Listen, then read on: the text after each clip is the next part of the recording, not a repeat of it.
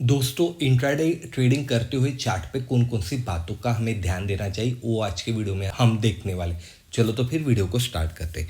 यहाँ पे Nifty bank का 15 मिनट का चार्ट पैटर्न लगाया हुआ है दोस्तों। तो सबसे जरूरी बात मैं आपको यहाँ पे एक बताना चाहता हूँ कि ये चार्ट हमें दिखाई दे रहा है पर यहाँ पे मोमेंटम भी है और साइडवेज भी है।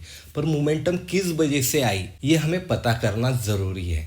तो मैं आज आपको दो सीक्रेट चार्ट के यहाँ पे बताने वाला हूँ। सबसे पहले हम चार्ट को समझ लेते हैं। जैसे कि यहाँ पे हम देख सकते हैं कि यहाँ पे प्राइस साइडवेज हो चुकी थी, तो अगले दिन प्राइस ऊपर की साइड में खुली और एक बाउंस दिया, बाद में वहां से फिर से प्राइस नीचे की साइड में आ गई। ऐसा क्यों हुआ? क्योंकि प्राइस एक रेंज में थी, रेंज के बाहर निकली तो फास्ट मोमेंटम यहाँ पे आ गई। कभी हमने यहाँ पे 15 मिनट कैंडल का वेट किया, जैसे कि हमें ये यहाँ पे ये कैंडल क्लोज यहाँ पे होती हुई दिखाई दे रही है, तो उसके बाद में एक बड़ी मोमेंटम तो नहीं मिली। मोमेंटम तो सब चली गई। 15 मिनट के स्ट्रेटजी के हिसाब से कैंडल ने ऊपर क्लोज किया, मोमेंटम दिख रही, पर प्राइस वहां से रिवर्सल आ गई।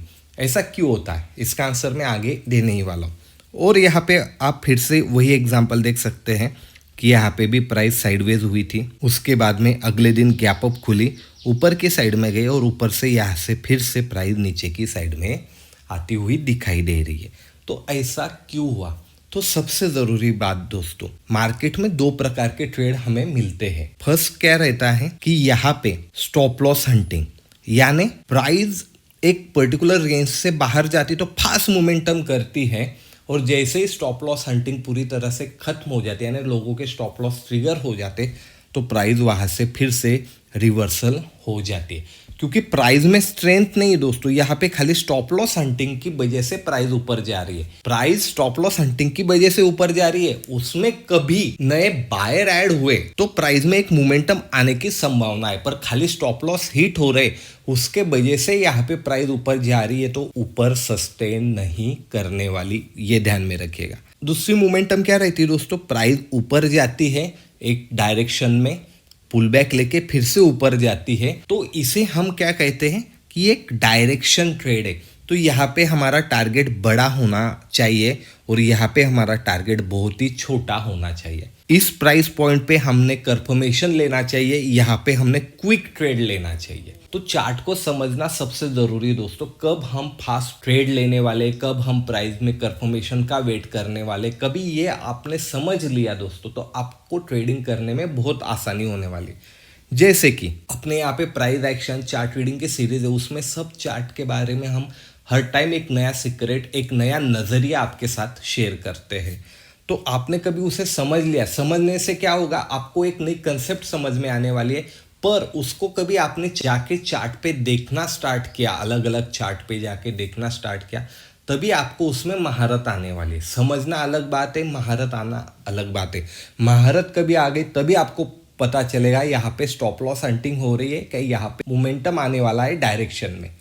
तो ये हमें किस प्रकार पता चलने वाला है कि जैसे कि दोस्तों यहाँ से ये रेंज थी, प्राइस ऊपर के साइड में निकली, तो यहाँ पे क्या हुआ, जो प्रीवियस दिन में मार्केट टोटली साइडवेज था, तो ऊपर के साइड में जिनके भी स्टॉप लॉस होंगे तो उनके सबके स्टॉप लॉस ट्रिगर करके प्राइस फिर से रिवर्सल हो गई। यानी यहाँ पे सब स्टॉप लॉस जैसे हिट होते तो प्राइस ने वहां से रिवर्सल दिया।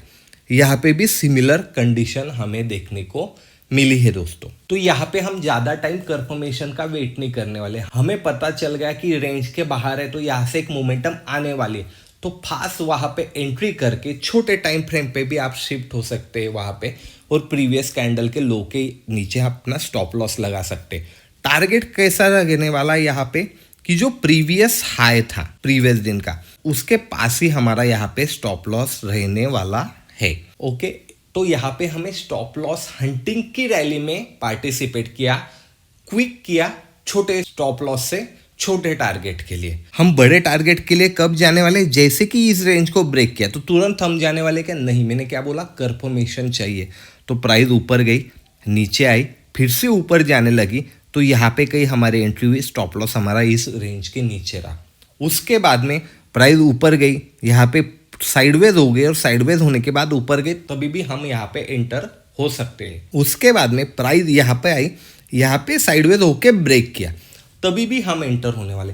प्राइस के नेचर को समझना जरूरी, रीटेस्ट होना जरूरी है। साइडवेज भी हुआ तो हम इसे रीटेस्ट की तरह ही कंसिडर करने वाले हैं, नहीं तो प्रॉपर रीटेस्ट भी हुआ तो हम यहाँ पे कंसिडर उसे उसी तरीके से करने वाले। तो तब हम यहाँ पे एंटर करने वाले दोस्तों, तो हम यहाँ पे बड़े टारगेट के लिए जाने वाले, क्योंकि यहाँ से नई मोमेंटम आने की संभावना है। पर जैसे एक छोटी रेंज से कभी मार्केट निकलता है तो अगला रजिस्टर हमें आइडेंटिफाई करना जरूरी है। उसी प्रकार यहाँ पे हमें एक सपोर्ट आइडेंटिफाई करना जरूरी है, जो कि मुझे यहाँ पे ये दिखाई देता है।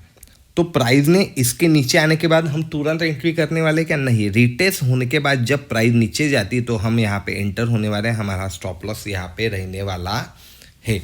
ये सिंपल बातों का हमें ध्यान देना जरूरी है दोस्तों। क्यों ऐसा कह रहा हूं मैं, क्योंकि इंट्राडे में हर दिन एक नई मोमेंटम, नई सिचुएशन हमारे सामने आती है। तो हमें पता करना है कि आज मोमेंटम आने वाली है, फास्ट मोमेंटम कहाँ पे मिल सकती है, हम कम टाइम में प्रॉफिट लेके कहाँ से निकल सकते हैं, क्या बड़े टारगेट के लिए हमें कब बैठना है।